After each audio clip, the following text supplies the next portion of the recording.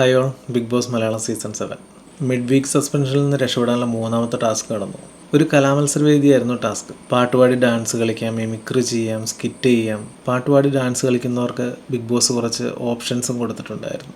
സരിക, രേണു, ഒനീൽ, അനീഷ്, റെന, ശാരിക ഇവരാണല്ലോ mid week suspension ലിസ്റ്റിലുള്ളത്. ഇവർ തിരഞ്ഞെടുത്ത ടീമുകളാണ് അവർക്ക് വേണ്ടി പെർഫോം ചെയ്തത്. ഇവർ പെർഫോം ചെയ്യുന്ന ഐറ്റം സെറ്റ് ചെയ്യാൻ ഇവർക്ക് 6 മിനിറ്റ് ലഭിച്ചു. 2 മിനിറ്റാണ് പെർഫോം ചെയ്യാനുള്ള അവസരം കിട്ടിയത്. ഓൾമോസ്റ്റ് എല്ലാ ടീമും അത്യാവശ്യം നല്ല രീതിയിൽ തന്നെ പെർഫോം ചെയ്തു. ഇതിൽ ബിഗ് ബോസ് കൊടുത്ത ലിസ്റ്റിലില്ലാത്ത പാട്ട് പാടിയതിനെ തുടർന്ന് ശാരികയുടെ ടീം ഡിസ്ക്വാളിഫൈ ആയി. അവർക്ക് 0 പോയിന്റ്സ് ആണ് ലഭിച്ചത്. ഇതിൽ പെർഫോമൻസിന് മാർക്കിടാൻ ബിഗ് ബോസ് ഏൽപ്പിച്ചത് ഈ ടീം ക്യാപ്റ്റന്മാരെ തന്നെയായിരുന്നു. അതും എല്ലാവരും ചേർന്ന് ഒരു തീരുമാനത്തിലേക്ക് എത്തുക എന്നുള്ളത്. അനീഷ് അവിടെ ഉള്ളപ്പോൾ അത്ര ഈസി ആയിട്ടുള്ള കാര്യമല്ലല്ലോ ഈ ഒരുമിച്ചൊരു തീരുമാനം എടുക്കുക എന്നുള്ളത്. അങ്ങനെ അവർ മാർക്കിടാൻ നോക്കി, ചർച്ച നീണ്ടുപോയി. അവസാനം ബിഗ് ബോസിന് ഇടപെടേണ്ടി വന്നു. അനീഷിനെ വിളിച്ച് അനീഷിന്റെ പേരെടുത്ത് തന്നെ വിളിച്ച് പറഞ്ഞു, ഒരാൾക്ക് മാത്രം ഇവിടെ പ്രത്യേകതയൊന്നുമില്ല, എല്ലാവരും കൂടെ ചേർന്ന് തീരുമാനം എടുക്കാൻ പറഞ്ഞു. അതിനുശേഷമാണ് അതിനൊരു റിസൾട്ടിലേക്ക് എത്തിയത്. ഏകദേശം ഒരു മെജോറിറ്റി ഒക്കെ കണ്ടുപിടിച്ച് അവര് സ്ഥാനം കൊടുത്തു. 1ാം സ്ഥാനം കിട്ടിയത് സരികയുടെ ടീമിനാണ്.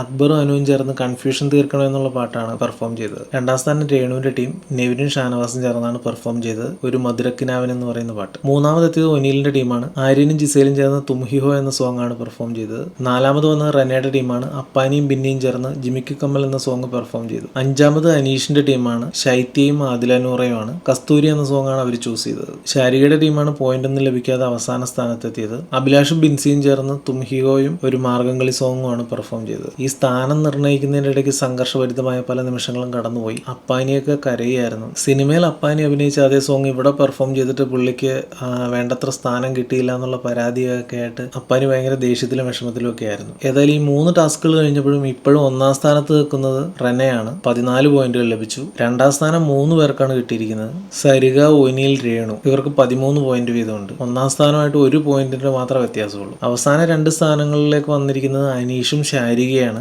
അനീഷിന് 6 പോയിന്റ് ഉണ്ട്, ശാരികയ്ക്ക് 3 പോയിന്റുകൾ മാത്രമേ ഉള്ളൂ. നിലവിലെ കണ്ടീഷനിൽ അനീഷും ശാരികയാണ് അവസാനം നിൽക്കുന്നത്. ഒരു ടാസ്കും കൂടെ വരുന്നുണ്ട്, അതിന്റെ പ്രൊമോ വന്നിട്ടുണ്ട്. അതിനകത്ത് എന്തെങ്കിലും ട്വിസ്റ്റ് ഉണ്ടോയെന്ന് അറിയില്ല. നേരിട്ട് ഇതിൽ നിന്ന് രക്ഷപ്പെടാൻ എന്തെങ്കിലും അവസരം ഉണ്ടോയെന്നൊന്നും അറിയില്ല. ആ ടാസ്കിൽ ടീം ക്യാപ്റ്റന്മാർ നേരിട്ട് പങ്കെടുക്കുന്നതായിട്ടാണ് പ്രൊമോയിൽ കാണിച്ചിരിക്കുന്നത്. ഒരു ബോക്സിന്റെ അടുത്തേക്ക് എല്ലാവരും ഓടി വരുന്നതായിട്ട് കാണിക്കുന്നുണ്ട്.